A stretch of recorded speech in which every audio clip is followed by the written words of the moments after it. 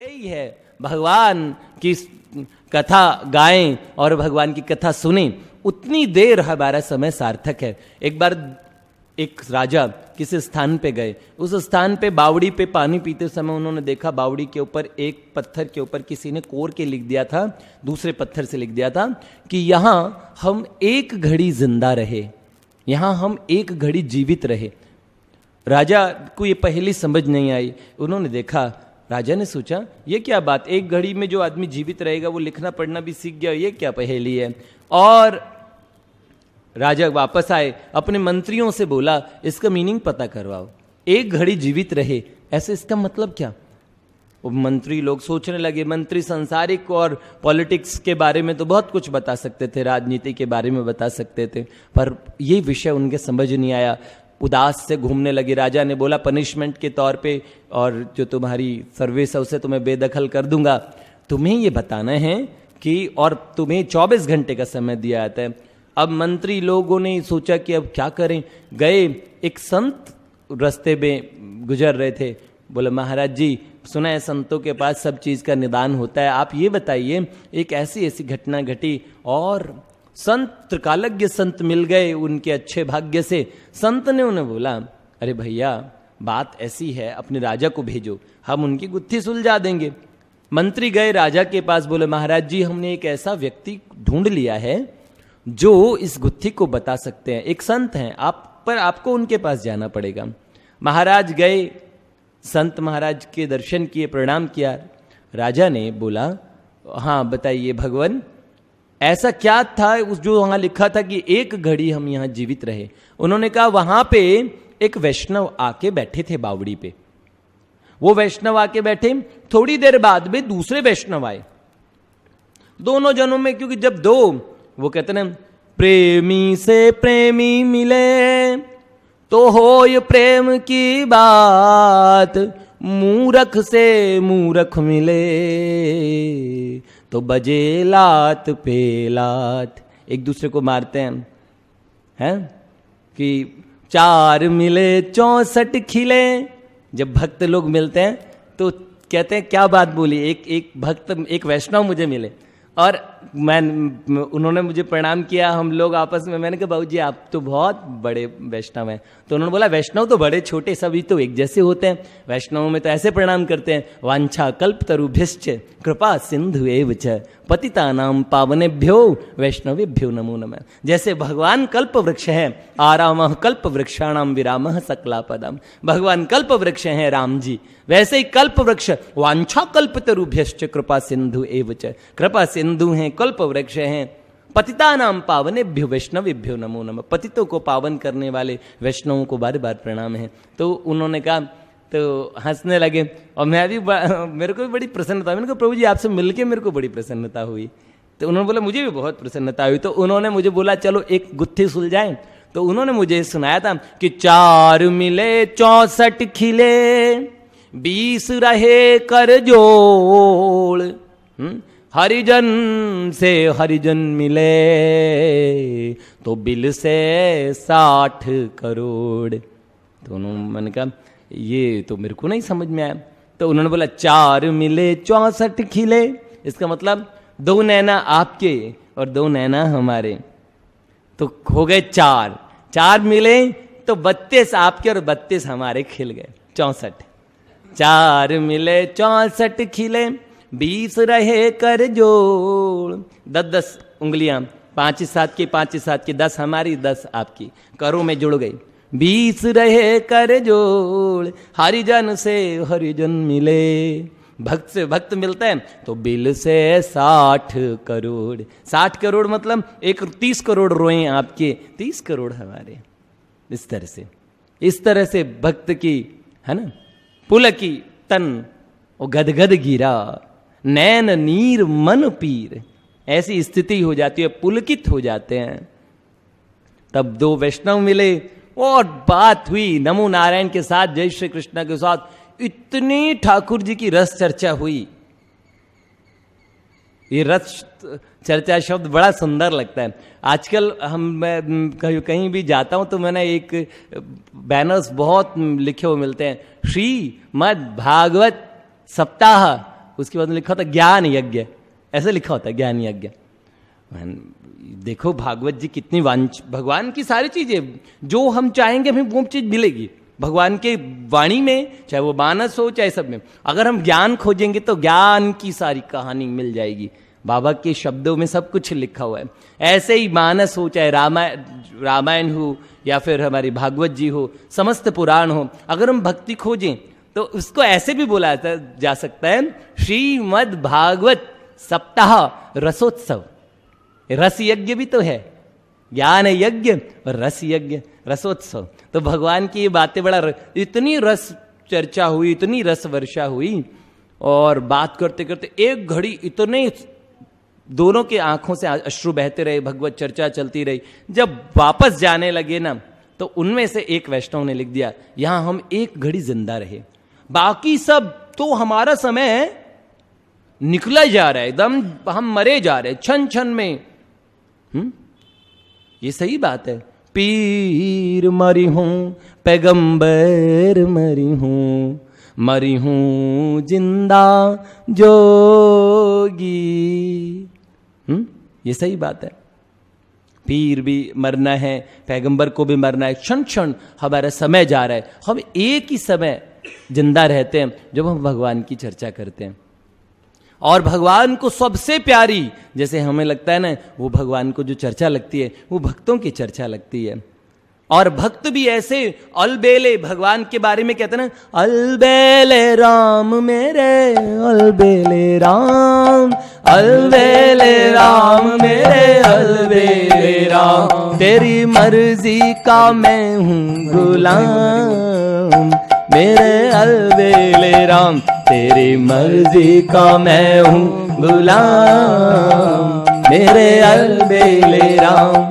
जैसे अलबेले भगवान है वैसे ही भगवान के भक्त बड़े अलबेले हैं। एक छोटी सी बात मुझे ध्यान में आई कि गोस्वामी, मेरे को ये ध्यान नहीं होता कि कौन से भक्त की चर्चा हम लोग करेंगे, मैंने यही सोचा कि जिस समय भगवान, जो भगवान स्ट्राइकिंग, भगवान को जो याद आ रही होगी ना, जिसका चरित्र सामने ठाकुर जी सुनना चाहेंगे वो चरित्र भगवान सुनेंगे। मेरे मन में पहले ही आया कि मैंने कहा आज गोस्वामी विठलनाथ जी महाराज की बात करते हैं। कलयुग के अंदर उनके बारे में कहते हैं, उन्होंने कलयुग के अंदर, इस घोर कलयुग में द्वापर प्रकट कर दिया। क्योंकि कृतो यद ध्यायतो विष्णुम त्रेतायाम यजतो मखे द्वापरे परिचर्चायाम कलो तद हरि कीर्तनात्। कलयुग है, उसमें उसका युग धर्म है हरि कीर्तन। सब पे वश चल चुका है कलयुग का। ध्यान बहुत मुश्किल हो गया है लोगों का, चित्त वृत्ति एकाग्र नहीं है। बस एकमात्र कीर्तन में तो लोग फिर भी थोड़ा झूम जाते हैं, थोड़ा राधे राधे, कृष्ण नाम संकीर्तन, कृष्ण नाम जगदेक मंगलम, कंठ पीठ मुररी करो तीनों चेत। ऐसे ऐसे बोला कि जगत का मंगल करने वाला भगवान कृष्ण का नाम हमारे गले के उस पे सिंहासन पे बैठ जाए, कंठ पीठ पे बैठ जाए। हैं हरि हरति पापानि दुष्ट चित्तैरपि स्मृतः। भगवान दुष्ट चित्त से स्मरण करने वाले व्यक्ति के भी पाप हर लेते हैं। तो हम सारे दुष्ट चित्त हैं। नाम संकीर्तन और नाम जप के अधिकारी। नाम जप बड़ा गोपनीय होता है, छुपा छुपा के किया जाता है। देवता उसका पुण्य ना ले लें, ऐसे कहते, खुले में माला को भी नहीं कर सकते। ऐसे ऐसे कितने विधान बताए गए। पर नाम जप कीर्तन तो उन्होंने बोला जितना ऊंचा और जितना जगत की भीड़ भाड़ में कीर्तन किया जाए ना, उसका उतना महाप्रभु जी ने ये मर्यादा रखी। उन्होंने बोला ऐसे सब जीवों के लिए, अपने भले के लिए कीर्तन नहीं करो, भगवान की प्रसन्नता के लिए और सब जीवों को सुनने को मिले। ये दो विषय। सबसे ऊंचा विषय तो यह कि ठाकुर जी को प्रसन्नता होगी कीर्तन सुनने में। दूसरी चीज ये कि सब जीव जो नहीं गा सकते, नहीं बोल सकते, उन्हें भगवान का नाम सुनने को मिल जाए। तो कलयुग का युग धर्म ये है। द्वापर का युग धर्म था परिचर्चा, भगवान की परिचर्या, सेवा करना। वो सेवा पुष्टि मार्ग में महाप्रभु वल्लभाचार्य जी के और सुपुत्र श्री विठलनाथ गोस्वामी जी ने, और यहाँ पुष्टि सेवा श्री ठाकुर जी की सेवा, और कलयुग में ऐसे कि द्वापर प्रकट कर दिया। कलयुग में प्रगट्यो द्वापर, ऐसे नाभा जी ने उनके बारे में लिखा है अपने शब्दों में कि उन्होंने कलयुग में द्वापर को प्रकट कर दिया। तो विठलनाथ जी गोस्वामी जी और उनके बीच में इतना प्रेम था, श्री ठाकुर जी के बीच में। एक वार्ता ध्यान में आती है, वैष्णवों की वार्ता, बहुत सुंदर। और 84 वैष्णवों की वार्ता है, जैसे 256 वैष्णवों की वार्ता है। उनके अंदर उनके 252 वैष्णव हैं। तो उसके अंदर, उस वार्ता के अंदर में ऐसा होता है, एक बार श्री ठाकुर जी को श्रीनाथ जी और श्री विठलनाथ गोस्वामी जी आपस में, श्रीनाथ जी हमारे नाथद्वारा में है अब श्री ठाकुर जी का जो स्वरूप, पहले गिरिराज जी में हुआ करता था, गोवर्धन में, जतिपुरा के अंदर में। तो श्रीनाथ जी साक्षात खेला करते थे विठलनाथ गोसाई जी के पास, और वात्सल्य, अपने बालक भाव कि भाई मेरे बच्चे हैं, भगवान वाले तो कोई भावना ही नहीं। तब श्रीनाथ जी को एक दिन विठलनाथ गोस्वामी जी दूध देते हैं, दूध रखते हैं, दूध के अंदर मिश्री डाल के अच्छी तरीके से गौ माता का दूध, और जब लला के सामने धरते हैं और बोला, हाँ प्रभु अब आप इसे आरोगो लला। तो भगवान ने कटोरा उठा लिया, कटोरा उठा के उसे होठों से लगाया, तो भगवान नाक सिकोड़ने लगे, आंखें बंद कर ली, कस के आंखें बंद कर ली। तो उन्होंने बोला, क्यों जय जय, कुछ कमी है दूध के अंदर? तो उन्होंने बोला, ये दूध, इतना मीठा दूध, इतना मीठा दूध तो हम बिल्कुल नहीं पी सकते। तो उन्होंने बोला, अच्छा कल से मैं ध्यान रखूंगा, इतना मीठा नहीं रहेगा, आज तो पी लो। बड़ी मुश्किल से 2-3 घूंट भगवान ने पिए। विठलनाथ गोस्वामी जी ने बोला, देखो तुम दूध सही समय पे नहीं पीते हो, तुम कमजोर हो जाओगे।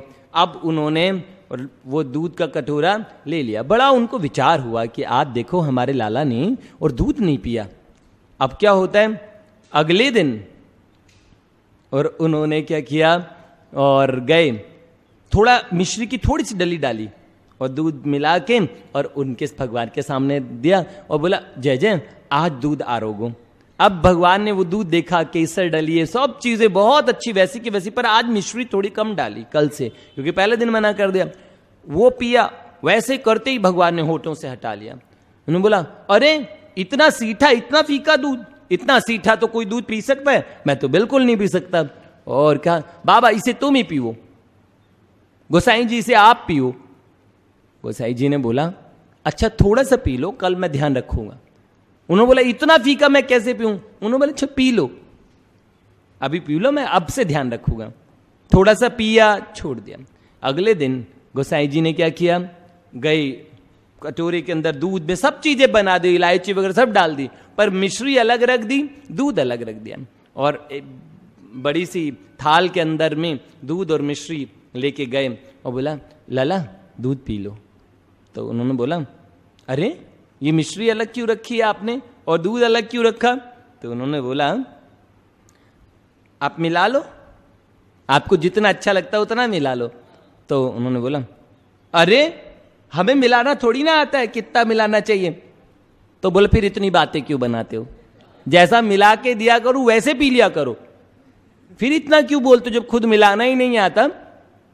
एक दिन तो इतना परेशान किया कि ये शैया नहीं, हम गोसाई जी, हम इस शैया पे इस पे नहीं सोना, इस गद्दे पे हमें नहीं सोना।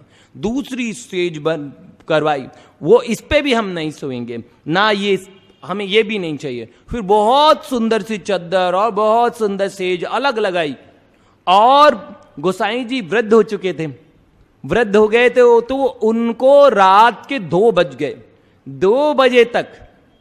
अब उन्होंने लला से पूछा, लला तुम मुझे बताओ, मैं कितना वृद्ध हो गया हूं, मेरे में इतनी शक्ति थोड़ी ना है, तुम मुझे बताओ तुम कैसे सोओगे, तुम्हें कैसी शैया चाहिए? तो उन्होंने बोला, हमें पता कैसे चाहिए, एक गद्दे पे जोर से लेट गए और गोसाई जी के हाथ पकड़ के साथ में लेटा लिया। कह रहे, हमारे मैया बाबा हमारे साथ सोते हैं, आप हमारे साथ, हमें ऐसे सोने में नींद आएगी जब आप हमारे साथ सोएंगे। हमारे चैतन्य चरितामृत में कितनी सुंदर बात बोली कि ज्ञान प्राप्ति के बाद में और समस्त कष्टों को समाप्ति हो जाती है। वो कष्ट विहीन अवस्था इतने सुख का बोध कराती है, क्योंकि हम स्वयं सुख स्वरूप हैं। हाँ? हम शुद्ध हैं, नित्योसि शुद्धोसि निरंजनोसि, निरंजन है, नित्य हैं, शुद्ध हैं, भगवान के अंश हैं। तो हम में सब चीज है, हम सुख स्वरूप हैं। पर प्रतिक्षण विवर्धमान आनंद जो भक्ति का है वो इस कारण बताया गया कि भक्ति एक ऐसी चीज है वो भगवान को वश कर लेती है।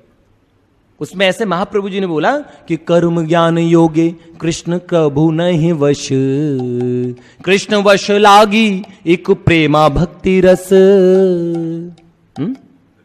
कह रहे मैं कृष्ण किससे वश, कर्म ज्ञान योग से भगवान वश में नहीं आते।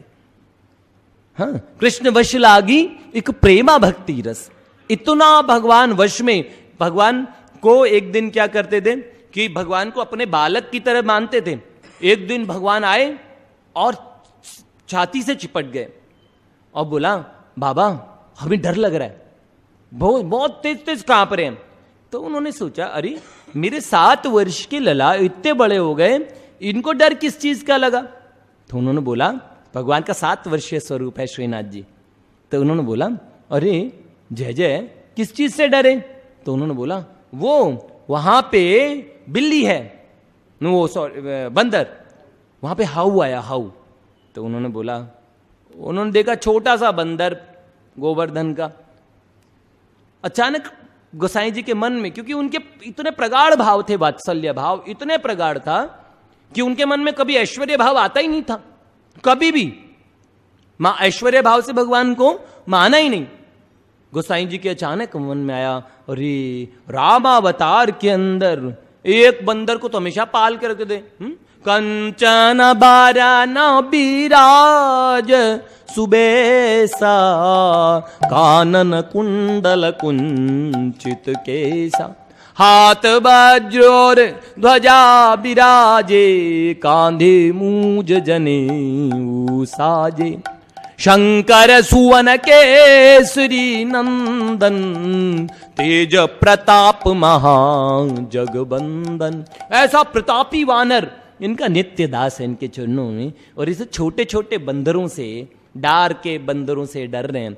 उन्होंने बोला लाला तब नहीं डरे तुम, तब नहीं डरे जब मैं द्विविध भालुओं के बीच में ही है प्रभु तरुतर कपिडार पे ते किए आप समान। आप सोते रहते थे और बंदर पूंछ लटका के ऊपर चंवर करते रहते थे, वो पूंछ लटक रही है मुंह के ऊपर है। तो बोला तब नहीं डरे। अचानक भगवान को लगा ओहो आज वात्सल्य भाव को खोल के ऐश्वर्य भाव देखना चाहते हैं। और जैसे ही ऐसे बोला और भगवान ने शंख चक्र गदा पद्म धारण करके विराट ब्रह्मांड निकाया निरमित माया रोम रोम प्रतिवेद कहे। ऐसा स्वरूप प्रकट किया। यस्य प्रभा प्रभवतो जगदंड कोटिम कोटिवशेष वसुदादि विभूति भिन्नम तद ब्रह्म निष्कलम अनंतम गोविंदमादि पुरुषम तम हम भजामि। भगवान ऐसा परब्रह्म की करोड़ों करोड़ ब्रह्मांडों को प्रकट करने वाले स्वरूप के अंदर प्रकट हो गए। बोलो अगर बाप मानोगे ना तो हम समस्त जगत के बाप हैं, समस्त जगत को प्रकट करने वाले हैं।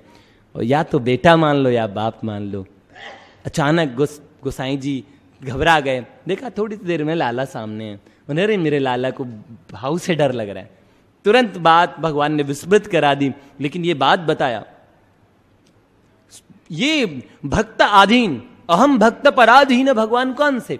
हम जो घर में अर्चना अवतार के रूप में श्री ठाकुर जी को रखते हैं, बहुत अगर ज्ञान की ऊंची अवस्था के अंदर में तो हमको ये बोध हो जाता है कि ये श्री ठाकुर जी समस्त जगत में व्याप्त हैं। लेकिन भक्त का अगर उसी स्वरूप में भी आसक्ति हो जाए ना तो भगवान उस भक्त को, अबोध भक्त को भी बोध करा देते हैं। वासुदेव सर्वम फिर भगवान की जिम्मेदारी है। जब जिसका भगवान से इतना लाड़ लड़ जाए, इतना प्रेम हो जाए, उसकी तो सारी जिम्मेदारी भगवान की है। तो भक्त आधीन भक्त पराधीन भगवान का स्वरूप है वो। एक बार क्या होता है कि एक भक्त बड़ी सेवा किया करते थे हमारे वृंदावन के अंदर। तो वो सेवा करते थे श्री ठाकुर जी की लला को, और अपने लला को इतना लाड़ लड़ाते थे एक दिन। और रात को चांदनी रात में लाए, अपने और ठाकुर को मच्छरदानी के अंदर में और ठाकुर जी को लिटाया। ठाकुर जी बोला, सुनो जय जय, अब सो जाओ, ध्यान से सोना, ठीक है, सुबह मंगला में उठा दूंगा। अच्छा ठीक है। और उन्हें सुलाया। सुलाने के बाद में भक्त चला गया, अपनी जगह सो गया, और भगवान को उनकी सेज पे, शैया पे मच्छरदानी लगा के आराम से सुला दिया। अब वहां आई बिल्ली रात को और श्री ठाकुर जी के पास में आके सो गई, और वहीं पे सब गंदा कर गई। इतना गंदा, इतनी, जब सुबह भक्त जगाने आए और भगवान को, तो उत्थापन के समय जब आते हैं श्री ठाकुर जी को, तो देखा इतनी बदबू वहां पे, इतना गंदा, वहीं ठाकुर जी सो रहे हैं, वहीं बिल्ली ने सब गंदा कर रखा है। तो उन्होंने बोला, भगवान को उलाहना दे दिया, बोले अरे ये बिल्ली भी नहीं भगा सकते थे क्या? ये बिल्ली नहीं भगा सकते थे तुम? ऐसे बोला। बोलते ही, क्योंकि भक्त तो बड़ा प्रेमी था, और भगवान भी ने कहा आज बोल ही दूं इसको। ऐसे ताना मारा, तुरंत श्री ठाकुर जी की बाल स्वरूप बोल उठा, अरे फिर तुम्हें काय को रखा है? तुम किसके लिए आए हो फिर? अगर हम ही बिल्ली को हटा देंगे तो तुम क्या करोगे? भक्त को तो ढा मार के और भगवान के प्रेम के अंदर निमग्न हो गया कि देखो कितने उससे भगवान हमारी सेवा लेते हैं। ये समझ कितनी बड़ी बात है। गोसाई विठलनाथ जी के चरित्र के अंदर में भी यही बात आती है। उन्होंने घर घर ये चीज स्थापित की। अष्टछाप कवि में 4 कवि तो महाप्रभु वल्लभाचार्य जी ने, परमानंद दास जी, कुंभन दास जी हुए, कृष्णदास अधिकारी जी हुए, सूरदास बाबा हुए, ये 4 तो उन्होंने रखे अष्टछाप के 4 कवि। और 4 कवि आगे के गोविंद दास जी, वैष्णव वगैरह, ये सारे ये थे विठलनाथ गोस्वामी जी के। इतना सुंदर कि भगवान किस तरीके से एक बार भगवान से संबंध हो जाए, एक बार भगवान संबंध हो जाए, और अगर भीतर से हैं। पिताजी ने हमें एक दिन बात बताई थी स्वामी जी के प्रवचन की, जब हम लास्ट मंथ आए थे, तो उन्होंने बताया था कि कितने राग द्वेष से युक्त होके भी अगर द्रौपदी ने भगवान को पुकारा था तो अपनेपन से पुकारा था। हालांकि उनके मन में द्वेष था कौरवों के प्रति, और उसके बाद में भी भगवान ने उस अपनेपन को स्वीकार किया। ये कितनी बड़ी बात है कि भगवान उस अपनेपन को और मानते हैं। हा? प्रबल प्रेम के पाले पड़ के प्रभु को नियम बदलते देखा, हरि को नियम बदलते देखा। अपना मान भले टल जाए चाहे, भक्त का मान न टलते देखा, हरि को नियम बदलते देखा। अपना मान भले टल जाए चाहे, भक्त का मान न टलते देखा, हरि को नियम बदलते देखा। ये एक ऐसे कितनी सुंदर बात बोलते हैं कि जो भगवान कितने प्रेम परवश है कि जिनकी केवल कोप दृष्टि से सागर सप्त उबलते देखा। जिनकी एक कोप दृष्टि की थी, विनय न मानत जल्दी जड़ गए 3 दिन बीत, बोले राम सकोप तब भय बिन हो न प्रीत। भगवान ने जैसे ही धनुष की प्रत्यंचा चढ़ाई ना, उस समय 7 खाली थोड़ी सी बांकी भ्रकुटी की, और राघव की भ्रकुटी देख के पूरे 7 समंदर उबलने लगे। भगवान का कितना सामर्थ्य है।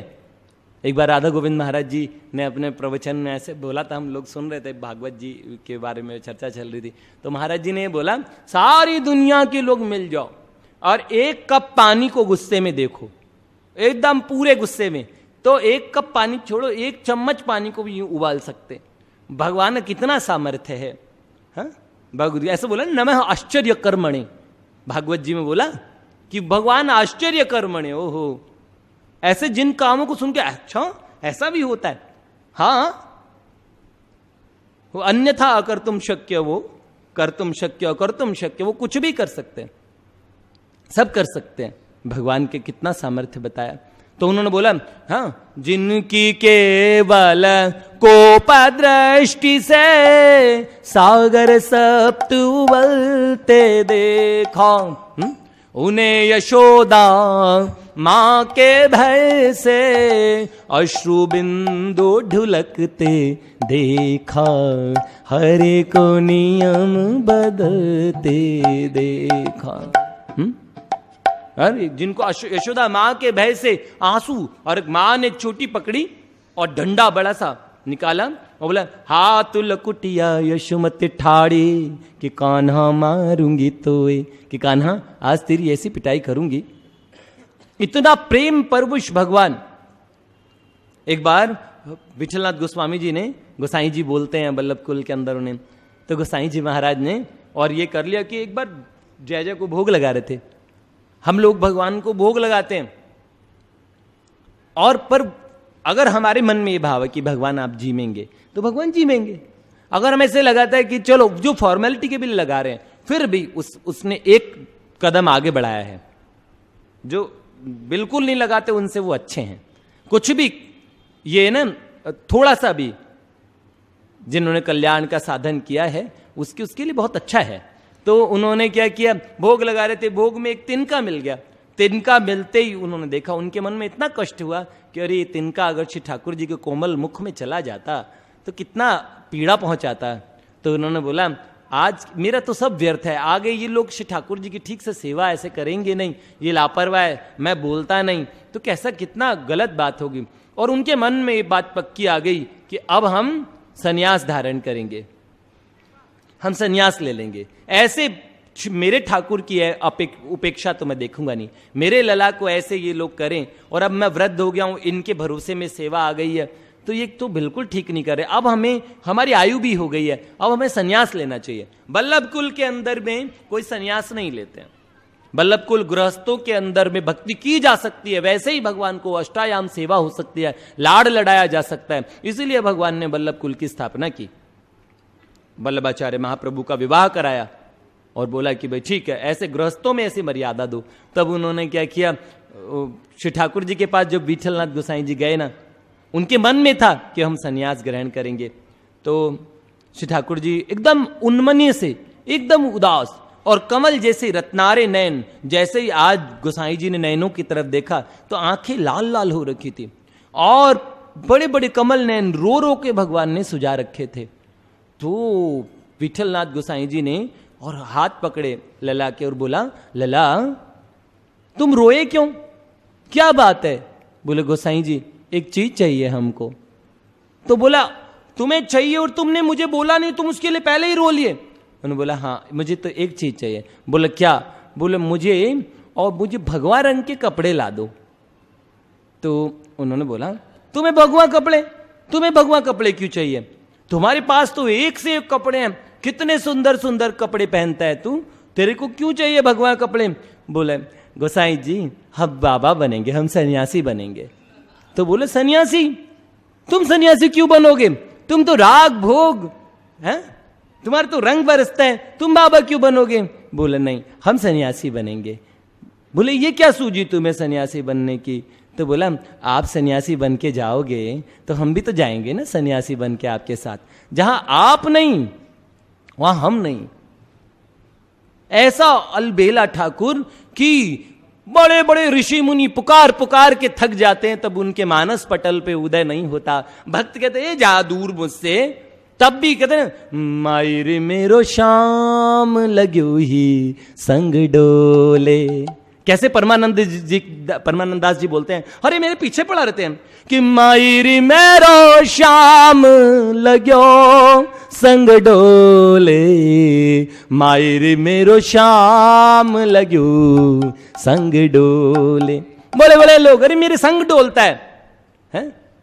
अरे जब हमारे होरी में गाते हैं तो वो बलिदास जी महाराज थे, और वो कहते ना नैनन में पिचकारी दई ओ मोतेगारी दई, होरी खेली न जाए, होरी खेली न जाए। क्या रे मेरी नैनों में पिचकारी मार दी और मुझे गाली दे के भग गया। बोले ये कौन सी बात है? बोले ये तू प्रेम मुग्ध भगवान, प्रेम मुग्ध भगवान क्या क्या करते हैं, ये बड़ी अनोखी बात है, ब्रह्मा जी तक के समझ में नहीं आती। बहुत बहुत भगवान की महिमा ऐसी है जिनके बारे में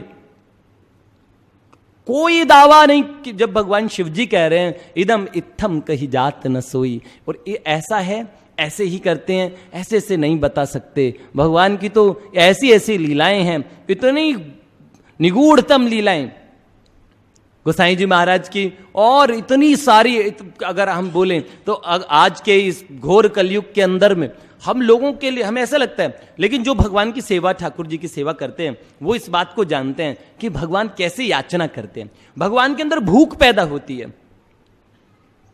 भगवान, जब हमें लगता है ना, हाँ अब तो मैं भगवान के लिए ये चीज बनानी है मुझे, ये चटपटी सी चीज, तो भगवान को भूख लगाएगी। वो एक चीज को देखते हैं। हमारे एक प्रभु जी हैं, उनके घर में उनके लला, तो उनकी माता जी वो भगवान में रसोई में भगवान के सामने सब चीजें बनाती है, तो कहती है ये सब चीजें ये देखता रहता है, नमक कम ज्यादा, इसको जैसा इसको पसंद आता है ना बिल्कुल वैसा बनाता है। तो उनको बोला ये ललचा ललचा के देखता रहता है, टेढ़ा टेढ़ा देखता रहता है। ये बिल्कुल सही बात है, वो खाली उसी को दिखाते हैं जो उनको देखना चाहता है। वो तुलसीदास जी महाराज ने बोला ना, वैसे तो भगवान सब जगह है, कि घट घट में सूझत नहीं, अरे बाबू रे जिंद तुलसी या संसार को भयो मोतिया बिंद है। बहुत सबको मोतिया बिंद की बीमारी हो गई, क्योंकि वैसे तो भगवान घट घट में है ना, कि उमा वो हरि व्यापक सर्वत्र समाना, प्रेम ते प्रगट हो ही मैं जाना। प्रेम से विशेष प्रकट हो जाते हैं, सर्वत्र है, समान है, हर समय, हर जगह, हर घड़ी, हर देश, हर काल, हर परिस्थिति, उसमें श्री श्यामा श्याम भगवान श्याम सुंदर हर समय जित देखूं उत श्याम ही है। पर श्याम विशेष रूप से जहां वहां प्रकट है, जहां पे राम ही केवल, क्या बोला था ज्ञान प्यारा, राम ही केवल प्रेम प्यारा, जान ले वही सो ही जान निहारा। स्वामी रामकृष्ण परमहंस महाराज बोला करते थे एक बात, कि भगवान दो समय हंसते हैं। तो बोला दो समय कब हंसते हैं? तो बोला एक तो जब कोई ऐसे कह देता है, एक दो लोगों पे हंसते हैं, मुस्कुराने लगते हैं। बोला क्यों मुस्कुराते हैं? एक तो तब मुस्कुराते कहते इतनी जमीन मेरी, इतनी तेरी, ये हमारी हो गई, इतना हमारा, ये तेरा, ये मेरा। भगवान कह रहे कि कोई भी बांट लो, ये रहेगी तो मेरी, कितने समय तक बांटते रहो पर ये मेरी रहेगी। तो बोले जब जीव ऐसे कहता ना ये मेरा, ये मेरा, ये मेरा, भगवान को पता कुछ भी नहीं है, एक भी चीज तू नहीं ले सकता वापस का, 5 तत्वों से जो मैंने बनाया ना वो भी वापस ले लूंगा, ऐसा। तो गलत फहमी में एक तो ये, और एक जब जीव को इतना ज्ञान हो जाता है, जब वो ये घोषणा कर देता है। आज शाम की चर्चा में हम लोग इस बात के बारे में बात करेंगे कि उन्होंने, ये एक संत ने बहुत सुंदर इसको एक्सप्लेन किया था, मैंने उनसे सुना था तो मेरे को बड़ा अच्छा लगा, कि जब कोई हम ऐसे कह दें कि हम भगवान को समझ गए हैं, जो ये घोषणा कर दे कि हम भगवान को अल्टीमेटली जान चुके हैं। सच में ये बात, भगवान बुद्धि से बहुत परे हैं, भगवान को तो प्रेम से भजा जा सकता है। शतपथ ब्राह्मण के, जो एक हमारा वैदिक ग्रंथ है, वेदत्रयी में जैसे हमारे उपनिषद वगैरह आते हैं, वैसे ब्राह्मण ग्रंथ भी आते हैं। शतपथ ब्राह्मण बहुत और प्राचीन ग्रंथों में से माना जाता है। उसमें बोलते पुमान आत्महिताय प्रेमणाम हरिम भजेत। जीव को क्या कर, अपने आत्महित के लिए प्रेम पूर्वक हरि का भजन करना चाहिए। वेदों ने भी प्रेम का और जो प्रतिपादन किया है, प्रेम तत्व का प्रतिपादन किया, बहुत बड़ी गोपनीय बात है, लेकिन फिर भी कि प्रेम को सबने बताया कि प्रेम भगवान को बांध लेता है। ऐसे प्रेम तत्व के बारे में और बहुत सुंदर, बहुत सारी ऐसी चर्चा हम लोग भगवान की करते रहें, क्योंकि भगवत चर्चा एक ऐसी होती है उसमें टाइम का पता नहीं लगता। एक सबसे बड़ी बात है ना, समाधि का सुख भागवत जी के अंदर से बोला, समाधि का सुख सबको अवेलेबल नहीं है, इसलिए समाधि से बड़ा आनंद भगवत चर्चा का आनंद बताया गया, क्योंकि वो सबको अवेलेबल है और सब उसके अधिकारी हैं, सब लोग उसके बारे में चर्चा करते ही है। भगवान की कथा गाएं और भगवान की कथा सुने, उतनी देर हमारा समय सार्थक है। एक बार एक राजा किसी स्थान पे गए, उस स्थान पे बावड़ी पे पानी